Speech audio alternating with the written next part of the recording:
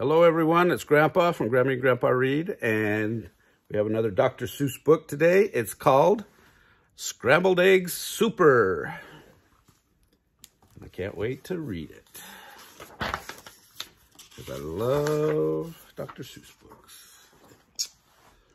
I don't like to brag and I don't like to boast, said Peter T. Hooper, but speaking of toast and speaking of kitchens and ketchup and cake and kettles and stoves and the stuff people bake, well, I don't like to brag, but I'm telling you, Liz, that speaking of cooks, I'm the best that there is. Why, only last Tuesday, when Mother was out, I really cooked something worth talking about.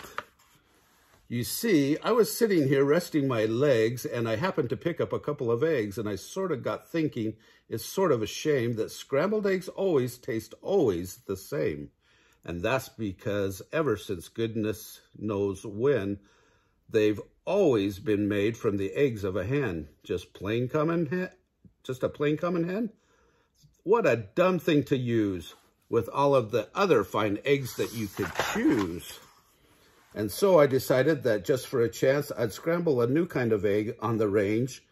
Some fine fancy eggs that no other cook cooks, like the eggs of the ruffle-necked salamagooks. Salamagooks say they should be good, so I went out and found some as quick as I could. That's an ugly looking bird.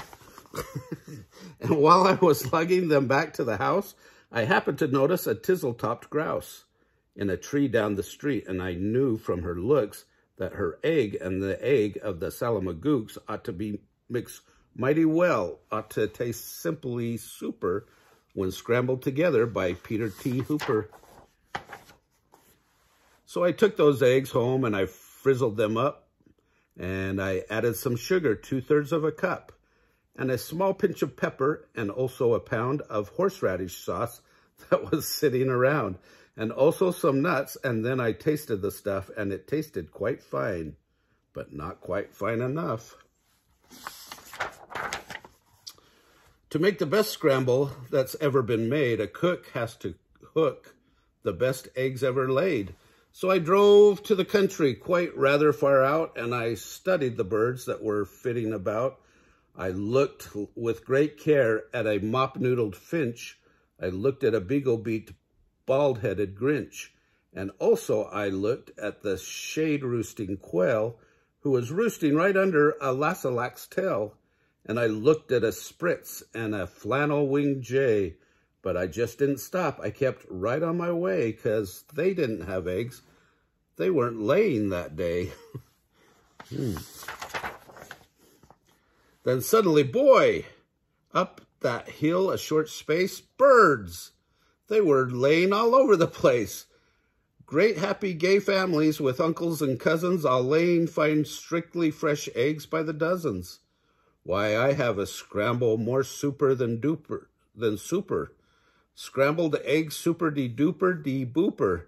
Special deluxe a la Peter T. Hooper.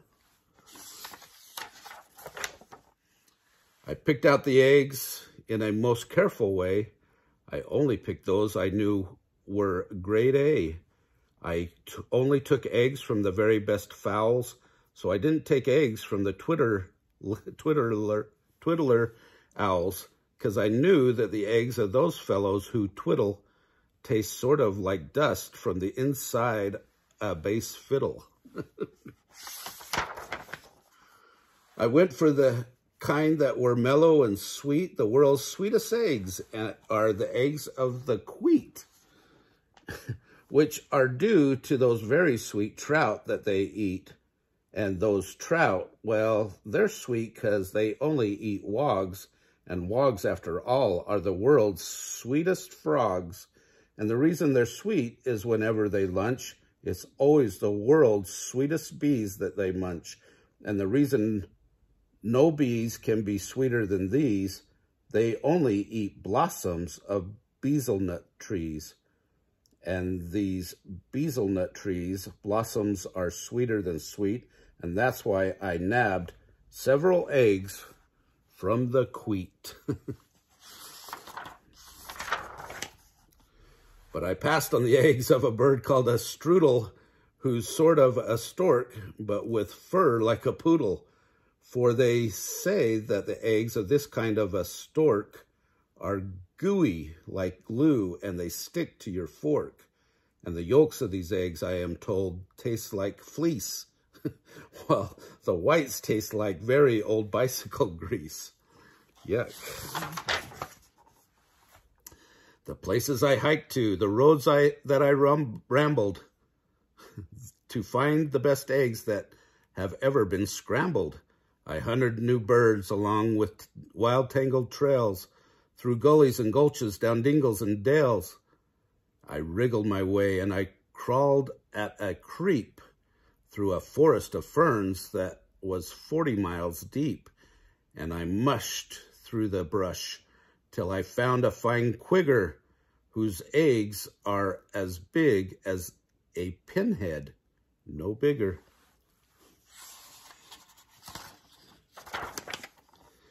Then I went for the eggs of a long-legger quong.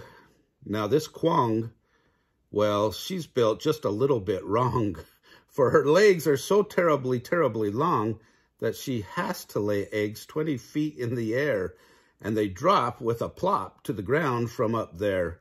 So unless you can catch them before the eggs crash, you haven't got eggs. You've got long-legger hash. Eggs.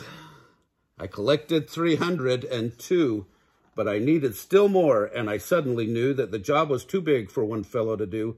So I telegraphed north to some friends near Falzole, which is 10 miles or so just beyond the North Pole, and they, all of them, jumped in their catamasside, which is sort of a boat made of sea leopard's hide, which they sailed out to sea to go looking for grice, which is sort of a bird which lays eggs on the ice, which they grabbed with a tool which is known as a squitch, because those eggs are too cold to be touched without which.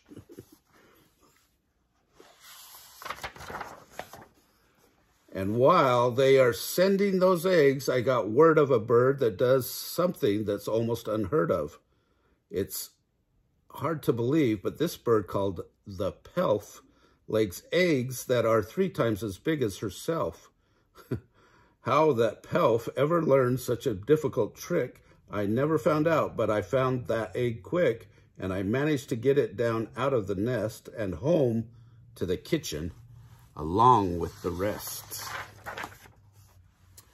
But I didn't stop then, because I knew some ducks by the name of the single-file Zoomsian zucks, who stroll single file through the mountains of Zums, quite oddly enough, with their eggs on their thumbs.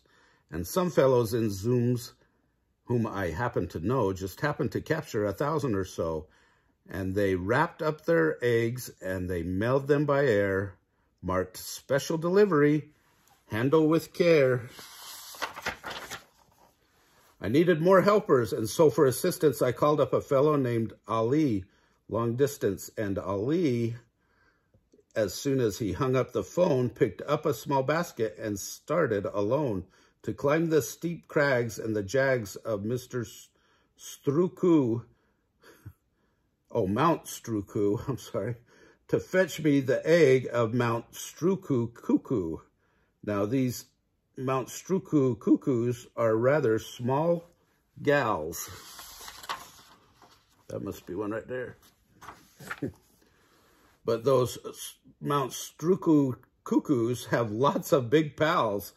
They dive from the skies with wild cackling shrieks, and they jabbed at his legs and they stabbed at his cheeks with their yammering, clamoring, hammering beaks. But Ali, brave Ali, he fought his way through, and he sent me that egg as I knew he would do for my Scrambled Eggs Super de-duper de-booper, special deluxe a la Peter T. Hooper.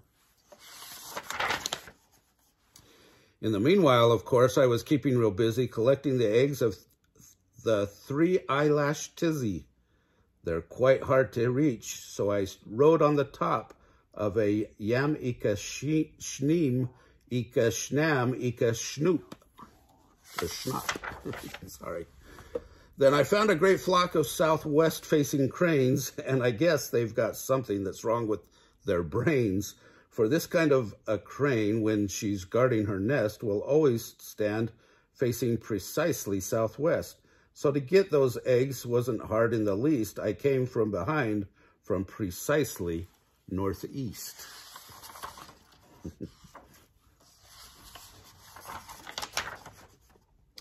And I captured the egg of the grickly gractus, who lays them up high in a prickly cactus. Then I went for some ziffs. They're exactly like zuffs, but the ziffs live on cliffs and the zuffs live on bluffs. And seeing how bluffs are exactly like cliffs, it's mighty hard telling the zuffs from the ziffs.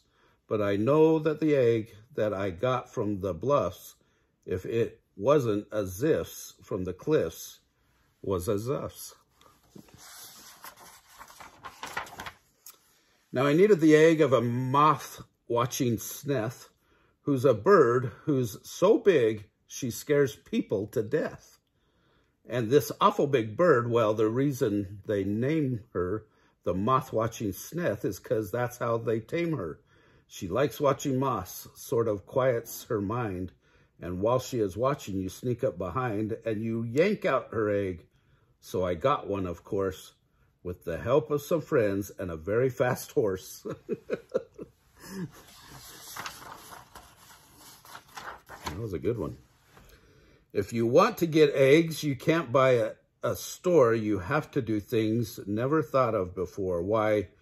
To get at the egg of one very small doff, we had to pry all of one mountain top off. Oh, because it's right there. Then I heard of some birds who lay eggs, if you please, that taste like the air in the holes of Swiss cheese. And they live in the big Zanzibar trees. So I ordered a treeful. The job was immense, but I needed those eggs and said, hang the expense.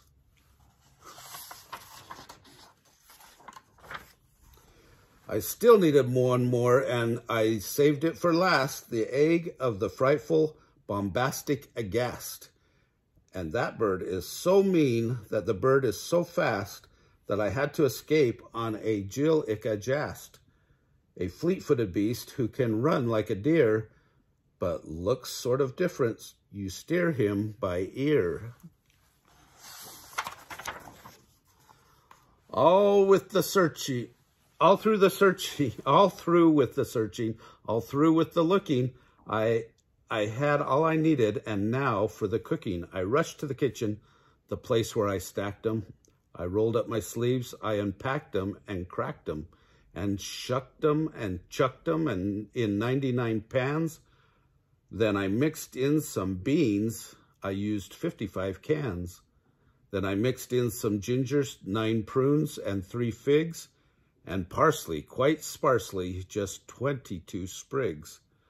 Then I added 6 cinnamon sticks and a clove, and my scramble was ready to go on the stove. And you now know how they tasted. And you know how they tasted? They tasted just like, well, they tasted exactly just like Scrambled Eggs Super de Duper de Booper, Special Deluxe a la Peter T. Hooper. Oh, what do you think? That's a lot of crazy birds, and I think there might be some that just don't really exist. What do you think? I'd love to try to taste all those different type of eggs, though. It sounds like fun. So remember, like our videos and subscribe to our channel.